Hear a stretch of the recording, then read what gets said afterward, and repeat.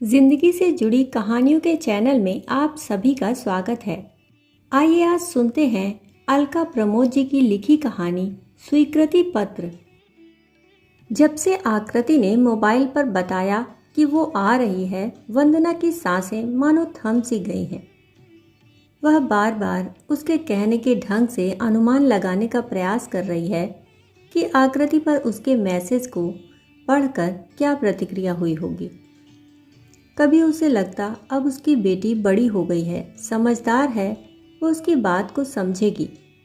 वहीं दूसरा मन कहता नहीं नहीं, वह यह किसी स्थिति में स्वीकार नहीं कर सकती। आकृति बचपन से ही अपने पापा की लाडली बिटिया रही है।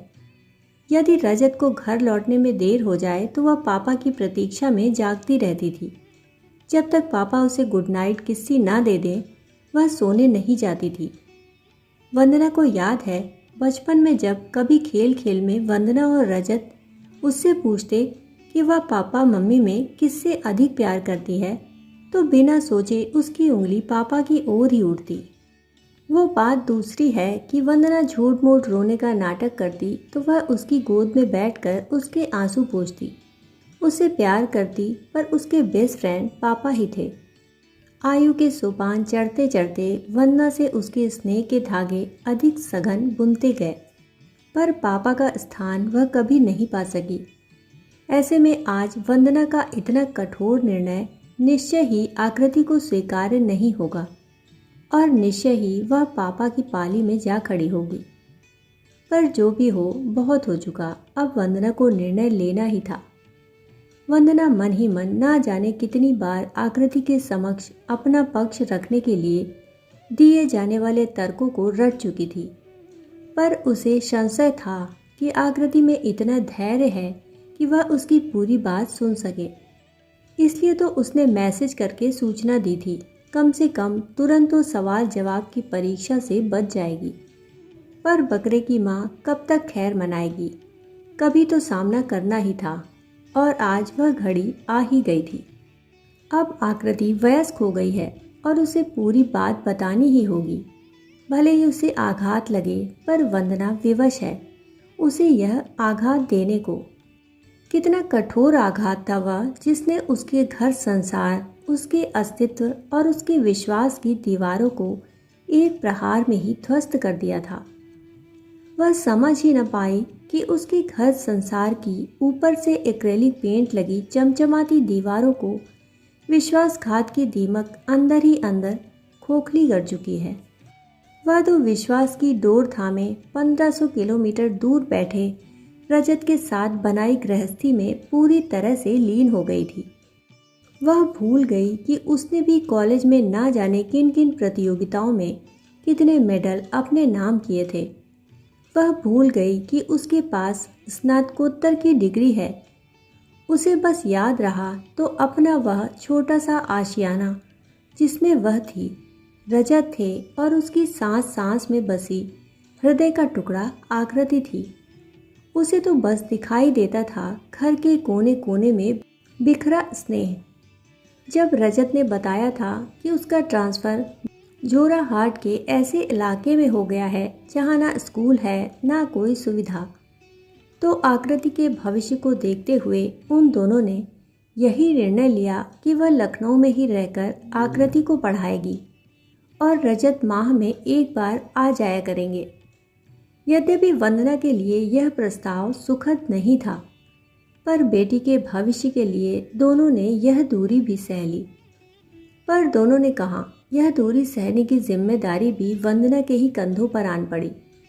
2 साल में ही रजत एकाकीपन बर्दाश्त नहीं कर पाए और उन्होंने अपना एकाकीपन दूर करने के लिए वही एक विकल्प ढूंढ लिया। वंदना को संभवतः यह पता भी न चलता और वह बाहर के थपेड़ों से निश्चिंत अपने आशियाने में मगन रहती। पर एक बार रजत आए हुए थे और वो नहाने गए थे, तभी उनके मोबाइल पर रिंग बजी। वंदना के पूछने पर कि कौन बोल रहा है, उधर से जो कहा गया उसने वंदना को संज्ञा शून्य कर दिया। वंदना तो स्वयं को रजत के जीवन की धुरी माने बैठी थी। वह सोच भी नहीं सकती थी कि उसका कोई विकल्प हो सकता है। रजत गुनगुनाते हुए बाथरूम से निकला तो अवाक बैठी वंदना को देखकर बोला, कहाँ खोई है मैडम, आपका हीरो तो इधर है।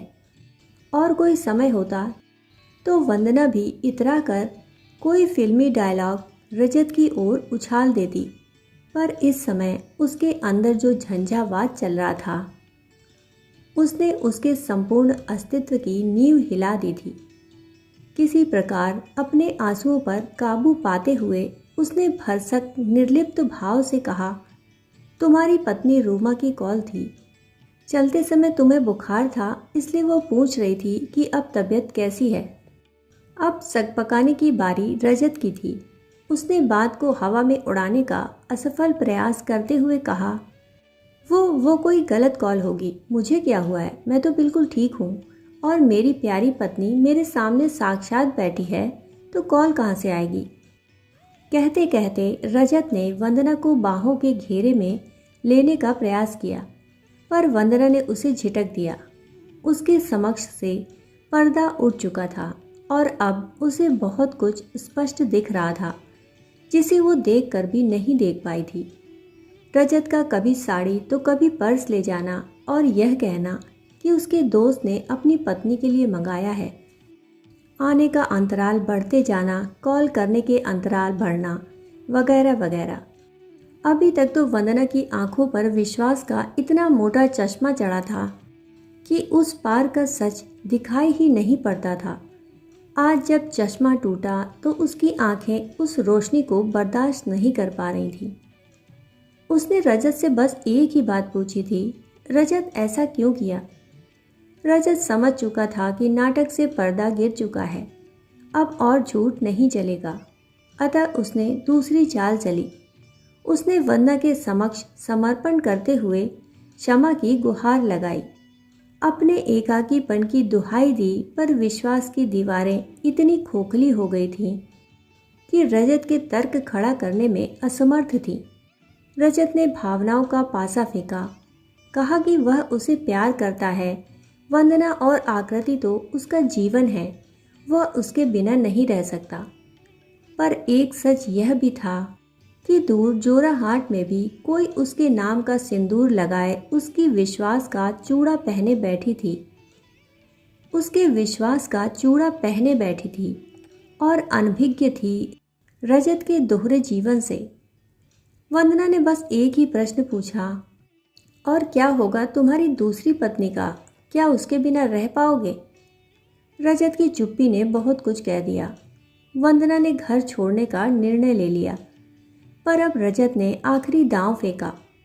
उसने उसके समक्ष एक प्रश्न खड़ा कर दिया कि क्या वह आकृति को पापा का प्यार दे पाएगी, क्या वह उसे सब सुख सुविधाएं दे पाएगी। वंदना के पास इन प्रश्नों का उत्तर न था। यह एक कटु सत्य था कि अब इस आयु में वह कितना भी प्रयास कर ले, अब अपने पांव पर खड़ा होने में उसे लंबी राह तय करनी होगी, और तब तक वह आकृति को वह सुख सुविधाएं कैसे दे पाएगी जिनकी वह अभ्यस्त है। और आकृति का पापा के लिए प्यार वह कहाँ से दे पाएगी वंदना उसे। आकृति के कोमल मन पर तो वह दुख का काला साया नहीं कभी नहीं पड़ने दे सकती। वंदना के मन में अपने स्वाभिमान और आकृति के भविष्य और उसके सुख को लेकर द्वंद्व चलता रहा। एक माँ के समक्ष पत्नी हार गई, वह भले चिंदी चिंदी होकर बिखर गई थी, पर आकृति के लिए उसने अपने अस्तित्व के टुकड़ों को समेटना होगा। वही तो उसका सब कुछ है। बेटी के लिए वह कुछ भी कर सकती है, कुछ भी त्याग सकती है, अपना अहम स्वाभिमान। वह जानती थी कि आकृति पापा के बिना नहीं रह पाएगी, फिर उसे क्या अधिकार है उसके सिर से पिता का साया छीनने का। विवश हो उसने अपने स्वाभिमान का गला घोंट दिया। बस इसी बात में रजत ने उसका सहयोग किया कि वंदना के कहने पर, वंदना के उससे नाता तोड़ने के बावजूद वह पहले के समान आता रहा और आकृति की हर आवश्यकता पूरी करता रहा। रजत और वंदना के कुशल अभिनय ने आकृति को उसके मध्य आई दरार की भनक भी न लगने दी। अब जब आकृति एमबीए करके मल्टीनेशनल कंपनी में जॉब करने लगी और अचिंत्य का हाथ जीवन भर के लिए थाम लिया तो वंदना की सज़ा समाप्त हुई। वह मुक्ति के लिए छटपटा उठी। उसे विश्वास था कि आकृति का आंचल इतनी उपलब्धियों और खुशियों से भर चुका है कि वह इस आघात के दर्द को उन खुशियों के मलहम से सह सकेगी। इसीलिए वंदना ने मेल से आकृति को पूरी बात लिखते हुए रजत से अपने अलग होने का निर्णय लिख भेजा। यद्यपि वह जानती थी कि आकृति कहेगी कि जब इतना जीवन काट दिया तो अब ऐसे ही रहती रहिए। वह पापा को जस्टिफाई करने के तर्क अवश्य ढूंढ लेगी, पर अब वंदना नहीं रुकेगी। कोई भी शक्ति उसे नहीं रोक सकती, चाहे वह उसकी अपनी बेटी क्यों ना हो। इतने वर्षों में तो उम्र कैद में भी रिहाई मिल जाती है। कॉल बेल की आवाज़ ने वंदना को वर्तमान की कठोर धरती पर ला पटका। उसका हृदय ऐसे धड़कने लगा जैसे किसी परीक्षार्थी का हृदय परीक्षक के समक्ष जवाब देने से पहले धड़कता है। दरवाज़ा खोलने जाना भी उसके लिए दुष्कर हो रहा था। पाँव उसका साथ ही नहीं दे रहे थे। आकृति ने आकर उसके चिर परिचित बिंदास अंदाज में कहा, मम्मा जल्दी से अपने हाथ की कड़क चाय बनाइए, बहुत थक गई हूँ। वंदना परेशान हो गई, उसकी सांसें रुकी जा रही थी। परिणाम जानने के लिए, और इस लड़की को चाय की पड़ी है। पर फिर भी वह चाय और नमकीन लेकर आई। संभवतः आकृति भी चाय के बहाने कुछ समय चाह रही थी। वह कहने का साहस जुटाने के लिए जिसे कहने आई थी। दोनों माँ बेटी पहली बार एक दूसरे से दृष्टि चुरा रही थी। अचानक आकृति वंदना के पास आकर उसके गले लगकर बोली, मम्मा आई एम वेरी सॉरी, पर बेटी मैं अब नहीं रुकूंगी। वंदना ने दृढ़ स्वर में कहा, मम्मा मैं आपको कब रोक रही हूँ, बल्कि मैं तो यह कह रही हूँ कि आई एम सॉरी कि मेरे कारण आपने इतने सालों तक अपने स्वाभिमान को कुचला और घुट घुट कर जीती रही। मुझे पता है मम्मा, आप जैसी स्वाभिमानी स्त्री के लिए यह सब कितना कठिन रहा होगा, पर सिर्फ मुझे पूर्णता देने के लिए मेरे मन में पापा की छवि खराब ना हो, मेरा बचपन कुंठित ना हो, इसके लिए आप मन ही मन सुलगती रहीं। और आकृति फफक फफक कर रो पड़ी। वंदना की जान में जान आई। अब उसे किसी बात का मलाल नहीं था। माँ बेटी जब गले लग आंसुओं में अपना दुख संताप आक्रोश बहा चुकी तो आकृति ने वंदना और रजत के तलाक के कागज़ वंदना के समक्ष हस्ताक्षर हेतु रख दिए। वंदना ने आगे बढ़कर अपने स्वाभिमान का स्वीकृति पत्र हस्ताक्षर करने में क्षण भर भी नहीं लगाया। अभी आप सुन रहे थे अलका प्रमोद जी की लिखी कहानी स्वीकृति पत्र।